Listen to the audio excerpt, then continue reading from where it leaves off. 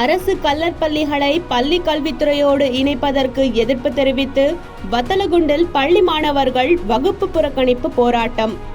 திண்டுக்கல் மாவட்டம் வத்தலகுண்டு மற்றும் நிலக்கோட்டை பகுதிகளில் அரசு கல்லர் பள்ளிகளை புறக்கணித்து மாணவர்களை பள்ளிக்கு அனுப்பாமல் பெற்றோர்கள் போராட்டத்தில் ஈடுபட்டு வருகின்றனர்.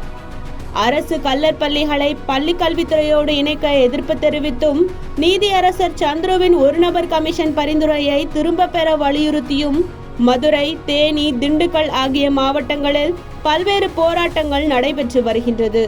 இதன் தொடர்ச்சியாக இன்று வத்தலகுண்டு, நிலக்கோட்டை பகுதிகளில் செயல்படும் அரசு கல்லர் தொடக்கப்பள்ளி மற்றும் மேல்நிலை பள்ளிகளுக்கு மாணவர்களை அனுப்பாமல் பெற்றோர்கள் வகுப்பு புறக்கணிப்பு போராட்டத்தில் ஈடுபட்டு வருகின்றனர்.